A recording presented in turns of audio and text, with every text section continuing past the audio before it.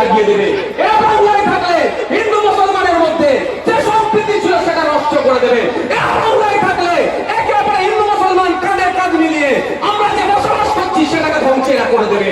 তাই এদেরকে 2026 সময় এসেছে, বাংলা থেকে এই তৃণমূল বিজেপিকে উচ্ছেদ করতে হবে গণতান্ত্রিক প্রক্রিয়াতে। জঙ্গলমহলের মাটিতে প্রতিবাদ করতে এসে নওশাদ সিদ্দিকী তোমায় জানাই স্বাগতম। নওশাদ সিদ্দিকী তোমায় জানাই স্বাগতম। নওশাদ সিদ্দিকী ওয়েলকাম। ফ্ল্যাশব্যাক। তো হ্যালো বন্ধুরা, চলে এসেছি নতুন একটা ব্লগে। আশা করি তোমরা খুবই ভালো আছো। সো আল্লাহর রহমতে আমিও খুবই ভালো আছি। তো আজকে আমরা যেতে চলেছি পুনিশোল বাঁকুড়া। ওখানে আসছেন ভাঙড়ের বিধায়ক নওশাদ সিদ্দিকী ভাইজান। তো চলো ওখানে গিয়ে কিভাবে আপনাদেরকে দেখাবো। তো তার আগে এখনও যারা সাবস্ক্রাইব করেনি ইউ আর হাফিজু চ্যানেলটি সাবস্ক্রাইব করো আর বেশি বেশি করে শেয়ার করো। আর ভাইজানের ভিডিও পাওয়ার জন্য সবসময় সাবস্ক্রাইব করে পাশে থাকবেন। তো চলো ওখানে গিয়ে কিভাবে আপনাদেরকে দেখাবো। তো ফুল ভিডিওটা দেখতে থাকো। A few moments later. জঙ্গলমহলের মাটিতে প্রতিবাদ করতে এসে নওশাদ সিদ্দিকী তোমায় জানাই স্বাগতম। নওশাদ সিদ্দিকী তোমায় জানাই স্বাগতম। নওশাদ সিদ্দিকী ওয়েলকাম।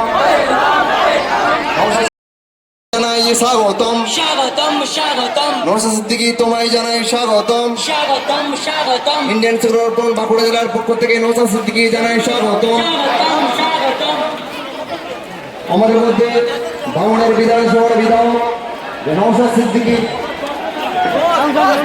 তিনি উপস্থিত হয়েছেন। আমি অনুরোধ করবো যে ডান দিকে যে ভাড়া এসছেন তারা একটু সরে যান।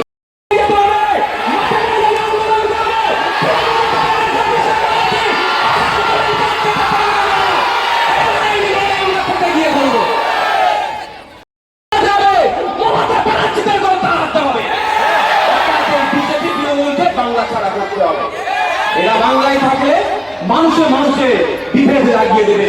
এরা বাংলায় থাকলে হিন্দু মুসলমানের মধ্যে যে সম্প্রীতি ছিল সেটা নষ্ট করে দেবে। এরা বাংলায় থাকলে একে অপরে হিন্দু মুসলমান কাঁধে কাঁধ মিলিয়ে আমরা যে বসবাস করছি সেটাকে ধ্বংসেরা করে দেবে। তাই এদেরকে 2026 সময় এসেছে, বাংলা থেকে এই তৃণমূল বিজেপিকে উচ্ছেদ করতে হবে গণতান্ত্রিক প্রক্রিয়াতে। এরা এরকম ভাবে মিথ্যাচার করছে। আমরা এই বিরোধিতা করার কারণ হচ্ছে অকাপে নাকি হিন্দু মুসলমানের দ্বন্দ্ব লাগানোর জন্য অনেক সময় দেবে ঠাকুরের নামে গাল দেবে বা রবিবাসের নামে গাল দিয়ে ফেসবুকে পোস্ট করে দেবে। তোমরা সেটা দেখে উত্তেজিত হবে না। তোমরা হিন্দু মুসলমান নির্বিশেষে কি করবে, থানাতে গিয়ে লিখিত জমা দেবে। লিখিত জমা দেওয়ার পরে সেই রিসিপ্টটা আমাকে দেবে। সে কেউ যদি ঠাকুরের নামে গাল দেয় তাকেও ছাড়বো না, যদি হজরত মোহাম্মদ সাল্লামের নামে গাল দেয় তাকেও ছাড়বো না। আমাদের সম্প্রীতি নষ্ট করতে চাইলে তার বিরুদ্ধে আইনি লড়াই হবে। তোমরা যে রাস্তা অবরোধ হ্যান ত্যান এসব কাজ কিচ্ছু করবে না। এরা চাইছে রাজনৈতিক কারবারিরা যে আমাদের মধ্যে হিন্দু মুসলমানের লড়াই হোক। আমাদের হিন্দু মুসলমানের লড়াই করলে রাজনৈতিক কারবারিদের ফায়দা। আর আমরা হিন্দু মুসলমান 200, 400, 500 বছর একসাথে বসবাস করে আসছি পাশাপাশি, কেন আমরা লড়াই করবো? তাহলে লড়াই করবো কি? তোমার বিপদে পড়লে হিন্দু রক্ত দিচ্ছে, মুসলমানের বিপদে পড়লে হিন্দু রক্ত দিচ্ছে, হিন্দুর বিপদে পড়লে মুসলমান রক্ত দিচ্ছে, জীবন আমরা দিয়ে দিচ্ছি। আমরা কেন লড়াই করবো? আমাদেরকে লড়াই লড়িয়ে দেওয়ার চেষ্টা করছে, তাই আমরা ফাঁদে পাবো না। ঠিক আছে? হাওড়া জেলায় করবো, হুগলি জেলায় করবো, মুর্শিদাবাদে করবো, মালদাতে করবো, আমডাঙ্গাতে করবো, বিভিন্ন জায়গায় অলিতে গলিতে আমি ওয়াকাফি আন্দোলন করবো।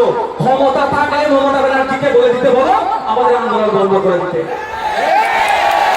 আমি আন্দোলন করছি, আমাকে ডাইরেকশন দিতে পারে না। ওই কি রাজা আমরা প্রজা নাকি? বললে আমরা শুনে দিতে হবে। আমরা সবাই রাজা এই রাজার দেশে। আন্দোলনটা শান্তিপূর্ণ গণতান্ত্রিক প্রক্রিয়াতে হতে হবে। হিংসা দিয়ে কোনো জিনিসের সমাধান হয় না। হিন্দু ভাইদেরকে কি বোঝাচ্ছে? ওয়াকাফ বোর্ড যেখানে ঝান্ডা লাগাবে সেটা ওয়াকাফের হয়ে যাবে। হিন্দু ভাইরা একটু ভয় পেয়ে যায়, তাহলে বলছে ঠিকই করছে মোদি। মোদিকে না ভালো লাগলেও বলছে না এই ক্ষেত্রে ঠিকই করছে। কিন্তু এই ধরনের আইন আছে কি? সম্পূর্ণ মিথ্যা কথা বলছে। আমি আপনাদের বলে যাই, যদি আইন থাকতো, ধরে নিলাম আইন আছে, আচ্ছা আমার 2 বিঘা জায়গা আছে, আমি আমার জায়গা উদ্ধার করতে পারছি না, কিন্তু আমার এত পাওয়ার যার কারণে যেটা বলবো যে আমার জায়গা সেটাই আমার হয়ে যাবে, হতে পারে। পশ্চিমবাংলায় এই মুহূর্তে প্রায় ৭৬,০০০ বিঘা ওয়াকাফ সম্পত্তি উদ্ধার করতে পারেনি ওয়াকাফ বোর্ড। এত ক্ষমতাশালী, যেখানে দাঁড়াবে সেটা বলা যাবে। কিন্তু ওই নিজের জায়গা ও উদ্ধার করতে পারছেন না। তাহলে আমার হিন্দু ভাইয়ের জায়গা, মুসলমান ভাইয়ের জায়গা নিয়ে নিতে পারবো? আমি আমার নিজের জায়গা উদ্ধার করতে পারছি না, অন্যের জায়গা কিভাবে যাবো? আমি আমার জায়গা উদ্ধার করার জন্য আমি কোর্টে যাচ্ছি। আমি ট্রাইব্যুনালে গিয়ে কি বলছি, মাই লর্ড, আমার ওইখানে ওই বন্দা বাজারের গায়ে যে আমার 3 বিঘা ওয়াকাফ সম্পত্তিটা আছে, দেওয়া হয়ে গেছে, তুমি একটু বর্ডার করে দাও যাতে আমি নিতে পারি আমার। যার জন্য আপনারা চিন্তিত তো নাকি ভাই? আচ্ছা, ওয়াকাফ নিয়ে কিছু কথা বলতে চাই, কারা শুনতে ইচ্ছুক একটু বলুন তো। মায়েরা শুনবে না? যারা শুয়ে ওপরে যারা আছে দেখবে সাবধানে থাকবে। যে আপনারা সবাই শুনতে ইচ্ছুক তো হাতটা তুলে রাখুন। আপনারা শুনতে ইচ্ছুক তো যে আমরা কেন ওয়াকাফ সংশোধনী আইন মানছি না? শুনতে ইচ্ছুক তো ভাই? তার আগে একটা জিনিস বলুন, যে হাতটা তুলে রাখবেন ভাই, বেইমানি করবেন না, আমি আমার হয়ে ভোট চাইবো না। কিন্তু আমি আপনাদের কাছে একটা প্রশ্ন, হাত তুলে রাখবেন যে আপনারা এই দুর্দিনে যাদেরকে ভেবেছিলেন আপনার পাশে থাকবে, আপনার ওয়াকাফে নিয়ে কথা বলবে, আপনার মিটিং মিছিল করবে, সে আপনাকে দিল্লি যাওয়ার নিদান দিচ্ছে 2026 সালে, অন্তত অনুরোধ করছি এই হাতটা যেন না জোড়া ফুল আর পদ্ম ফুলের দিকে যায়। হবে তো ভাই? হবে তো ভাই? তা বুঝিয়ে দেবো তো। আমাকে ভোট দেবেন না দেবেন আপনাদের ব্যাপার, খাম চিহ্নে ভোট দেবেন না দেবেন আপনাদের ব্যাপার, হাতটা নামান। কিন্তু অনুরোধ আপনার কাছে, পদ্ম ফুলে তো দেওয়ার কোনো প্রশ্নই আসছে না, থাকে কি জোড়া ফুল, ওটাতে যাবে না তো ভাই? জবাব দেবেন তো ভাই? আমি বলছি না যায় ওই জোড়া ফুলে না দিয়ে আমাকে দাও, ওটা বলছি না। যেখানে ইচ্ছা ভালো লাগবে দেখবেন, যদি আমাকে না ভালো লাগে নোটা আছে নোটাটা দেবেন, কিন্তু মমতা ব্যানার্জিকে একবার শিক্ষা দিয়ে দেবেন যে তুমি আমার আগে ভোট ছাড়া ক্ষমতার মসনাতে বসতে পারবে না। সময় এসেছে শিক্ষা দেওয়া। আমি অবাক হয়ে যাচ্ছি। আচ্ছা, বন্ধু আসল কে ভাই? আসল বন্ধুটা কে? যে বিপদে বাসা থাকবে। বিপদ এখন আপনার মাদ্রাসার উপরে ঘুরেছে, আপনার মসজিদের উপরে, আপনার কবরস্থানে, আপনার গীতগাতে কেড়ে নেওয়ার একটা অপচেষ্টা চলছে। এখন তো প্রকৃত বন্ধু যে আমার পাশে থাকবে, কাঁধে হাত দিয়ে বলবে চিন্তা করো না আমি আছি, তুমি লড়াই করে যাও, তোমাকে আমি প্রোটেক্ট করবো, সেটা করেছে। তার পরিবর্তে কি বলছে? কি বলছে ও তার পরিবর্তে? যে দিল্লির বিষয় দিল্লি গিয়ে আন্দোলন করো। 100 দিনের টাকা বন্ধ করে দিয়েছিল, এটাও তো দিল্লির বিষয় ছিল। এখানে প্রতিবাদ মিছিল তৃণমূল করেনি? হ্যাঁ, ইডি সিবিআই এসে একটা পুলিশ কর্তাকে অ্যারেস্ট করতে চেয়েছিল, এখানে ধর্নায় বসেনি। তাহলে সিবিআই কোথা থেকে এসেছিল? সিবিআই কোথা থেকে এসেছিল? তাই দিল্লিতে গিয়ে করেনি। তাই সময় এসেছে এই বছর, এবার 2026 সাল আসছে, ভোট চাইতে আসলে বলবে চলে যাও দিল্লিতে গিয়ে ভোটটা দাও। হবে তো ভাই? হবে তো? এর জবাব দিতে হবে। এবার আপনাদেরকে আমি গুটি কয়েক কথা বলবো, কেন এই ওয়াকাফ সংশোধনী আইনের আমরা বিরোধিতা করছি, এটা জানা দরকার। জানা দরকার তো। প্রথম বলি, এই আইনটা দেখিয়ে এই ওন্দার বিধায়কেরা ভোটে আর জিততে পারবেন না। ও মা, হিন্দু মানুষরা ওকে বুঝে নিয়েছে, এই ভকাশ ও বুঝে নিয়েছে বিজেপি ভকাশ।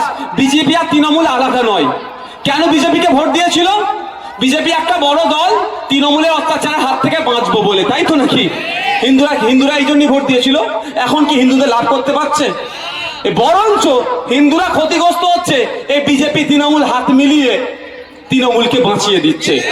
তো ভয় পাচ্ছে এবার হারবে, ওই জন্য হিন্দু মুসলমান খেলা খেলতে চাইছে। যাক, এরা কি করছে? ও ডায়ালিসিস করতে কোথায় গেছে? কলকাতায়। তাহলে এখানে ডায়ালিসিস করার সেরকম পরিস্থিতি নাই। আমার দলের একজন কর্মী, দায়িত্বশীল কর্মী গিয়েছে, কিছু করেন না, এখানে পরিস্থিতি নেই। আমি আপনাদের বলি, একটা আরজি করের মতো যদি হসপিটাল বাঁকুড়ায় হতো, বাঁকুড়ার মানুষকে আর আরজি করে যেত? একটা পিজি হসপিটালের মতো হসপিটাল যদি বাঁকুড়ায় হতো, বাঁকুড়ার সিন্নাপালের লোকটি আর পিজি হসপিটালে যেত? চিত্তরঞ্জনের মতো হসপিটাল যদি এই বাঁকুড়া জেলায় হতো, তাহলে এখানকার মানুষ কি আর কলকাতায় যেত? না কল্যাণী এমসের মতো হসপিটাল যদি এখানে হতো, এখানকার মানুষ ওখানে যেত? ওখানে গেলে দুটো তিনটে ক্ষতি কি, দিন আনে আপনার দিন আনে দিন খান। একদিন যাওয়া মানে দুটো দিন শেষ কি একটা দিন শেষ, অর্থাৎ সেই 300 টাকাটা গেল, রোজ 300 টাকা গেল, আবার গাড়ি ভাড়া 300, 600-700 টাকা এক্সট্রা খরচ হয়ে গেল। ওটা কি আপনি এখানে কোতলপুরে হতো, বিষ্ণুপুরে হতো, বাঁকুড়ায় হতো, তাহলে 100-200 টাকায় কাজ মিটে যেত। বিকালে যেতেন, কাজ মিটিয়ে সন্ধ্যাবেলায় ট্রিটমেন্ট করে রাতের মধ্যে আবার চলে আসতেন, তারপরের দিন আবার কাজ করতে পারতেন, তাই তো? কিন্তু তা না করে কি করছে, কলকাতায় ছুটে যেতে হচ্ছে। কেন ভাই? আপনাদের বলে রাখি, কল্যাণী এমস নাম শুনেছেন তো? কল্যাণী হচ্ছে নতুন এমস, আপনি বাঁকুড়ার যে সৌমিত্র খাঁকে আছে আপনাদের এলাকার এমপি নাকি? হ্যাঁ, এতে এলাকার এমপিকে বলবেন, চিঠি লিখে দেবেন যে এই বাঁকুড়া লোকসভার মধ্যে একটা এইমস তৈরি করতে। 1000 কোটি টাকার প্রজেক্ট।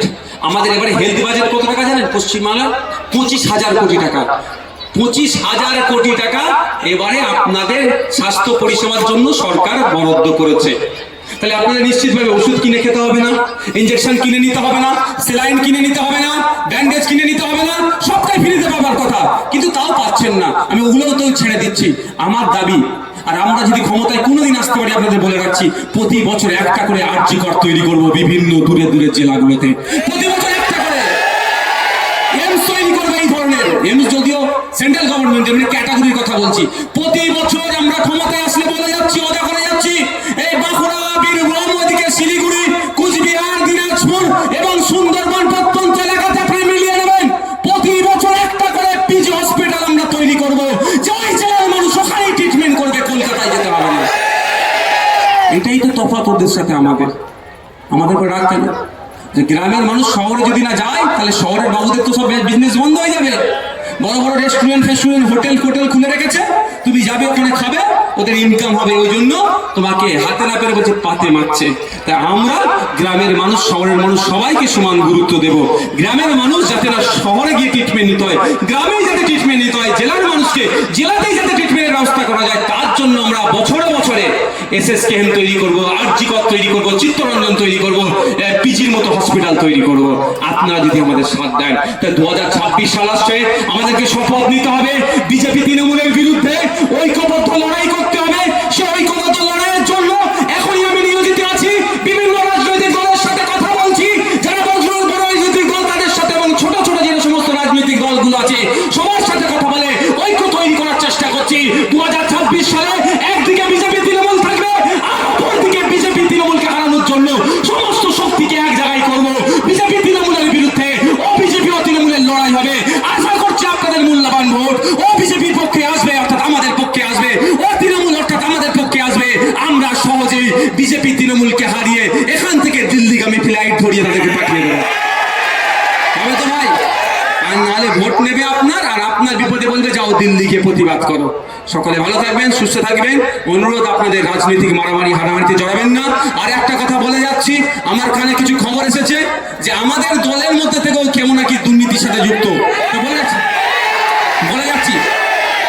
যাচ্ছি আপনাদের কথা দিয়ে যাচ্ছি, দুর্নীতির তদন্ত হচ্ছে।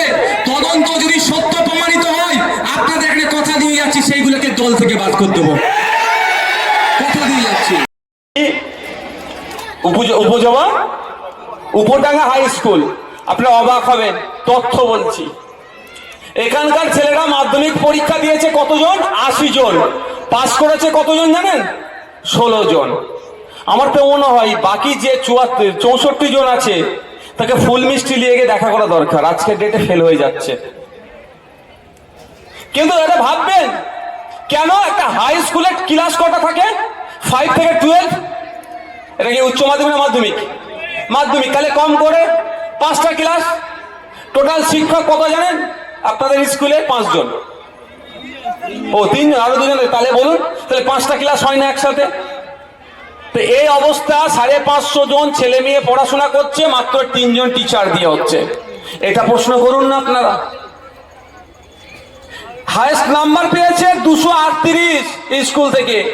অন্যান্য স্কুলের লোয়েস্ট নাম্বার হচ্ছে 450, আর আপনাদের হাইয়েস্ট হচ্ছে 238, আর আপনাদের লোয়েস্ট হচ্ছে, সরি, যে থার্ড র্যাঙ্ক করেছে 193, 193 মার্কস পেয়েছে। মানে বুঝতে পেরেছেন? তাহলে ধ্বংস কারা হচ্ছে? কার বাড়ির ছেলেটা হচ্ছে? আপনার বাড়ির ছেলেটা। এটা মাথায়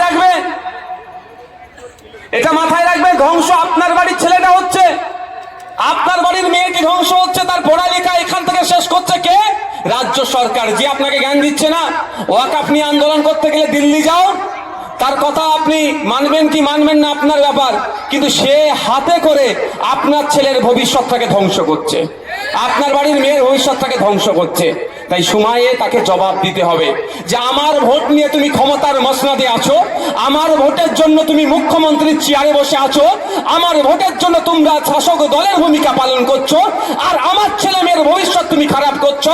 স্কুলে টিচার দিচ্ছ না, হচ্ছে না, 80টা ছেলে মাধ্যমিক পরীক্ষা দিলে মাত্র 16টি ছেলে পাশ করছে, তাহলে এখানকার শিক্ষা ব্যবস্থা কোন ধ্বংসতে পাঠিয়ে দিচ্ছ? কিন্তু বাঁকুড়া জেলার শিক্ষা ব্যবস্থা, বাঁকুড়া জেলার পার্সেন্টেজ অন্য জেলার থেকে অনেক এগিয়ে থাকার পরেও কেন এই পুলিশের এই প্রত্যন্ত গ্রামের ছেলে মেয়েরা পাশ করতে পারবে না? এর দায় তো রাজ্য সরকারকে নিতে হবে। তাই এর উত্তর কিন্তু আগামী দিনে রাজনৈতিক ভাবে আপনাকে দিতে হবে। যদি না রাজনৈতিক ভাবে দিতে পারেন, তাহলে আগামী দিনে দেখবেন এত বড় স্কুল থাকলেও 3টে টিচার আছে, তখন আর টিচার পাবেন না। এটা মাথায় রাখবেন। আমি অবাক হয়ে যাচ্ছি, এত বড় স্কুল 3টে টিচার। ক্ষতিটা কার? মমতা ব্যানার্জির হচ্ছে, এই অভিষেক ব্যানার্জির হচ্ছে, এই এখানে কি চক্রবর্তী আছে, অরূপ চক্রবর্তী নাকি, অরূপ চক্রবর্তী সাহেবের হচ্ছে। ওসব ওদের ছেলে মেয়েদের সব প্রাইভেট স্কুলে পড়াচ্ছে, বাইরে পড়াচ্ছে, লন্ডনে, আমেরিকাতে, ফ্রান্সে, জার্মানিতে, জাপানে পড়াচ্ছে। আর আপনাদের ছেলে মেয়েদেরকে লাঠিয়াল বানাবার জন্য স্কুলগুলো থাকলেও তালা বন্ধ করে দিচ্ছে, অর্থাৎ টিচার দিচ্ছে না। কেন? আপনার ছেলে মেয়েরা যখন শিক্ষিত হয়ে যাবে, কোথায় যাবে? কলকাতায় যাবে পড়াশোনা করতে, আরো বেশি পড়াশোনা করবো, পার্শ্ববর্তী রাজ্যে চলে যাবে, দিল্লি চলে যাবে, বিদেশে চলে যাবে। তাহলে আপনার ছেলেগুলো লাঠিয়াল হবে, ভোটের জন্য মারামারি করবে, খুন করবে, করবে না? তাহলে অরূপ চক্রবর্তীকে জিতাবে কে? সৌমিত্র খায়দের হয়ে লড়াই করবে কে? শুভেন্দু অধিকারীদের হয়ে লড়াই করবে কে? মমতা ব্যানার্জির হয়ে মারামারি করবে কে? অভিষেক ব্যানার্জির হয়ে বুথ দখলটা করবে কে? যদি আপনার ছেলেগুলো শিক্ষিত হয়ে যায়, আপনার মেয়েগুলো যদি শিক্ষিত হয়ে যায়, তাহলে এদের হয়ে চাটুকারি তার করবে না, নিজের বিবেক বুদ্ধি দিয়ে চলবে। সেটাই বন্ধ করার জন্য কি করছে? স্কুল তো আর এখানে তুলে নিয়ে চলে যেতে পারবে না, শিক্ষকগুলো না দিয়ে শিক্ষা ব্যবস্থাকে ধ্বংস করে দিচ্ছে। আপনাদের আওয়াজ তুলতে হবে যে প্রতিষ্ঠানে শিক্ষক চাই। ভোট যখন আসবে আগে বলবেন আগে শিক্ষক দাও, তারপরে ভোট চাইতে আসবে। পারবেন তো ভাই? আর এবারে আপনারা শপথ করে নিন, শপথ করে নিন। সামনে যে নির্বাচন আসছে, আপনাদের চিন্তায় আছেন আপনারা ওয়াকাফ সম্পত্তি লুট করে নেবে বলছে। ওয়াকাফ আপনার বাপ দাদুর কবরস্থান, মাদ্রাসা, মসজিদ দিয়ে লুট।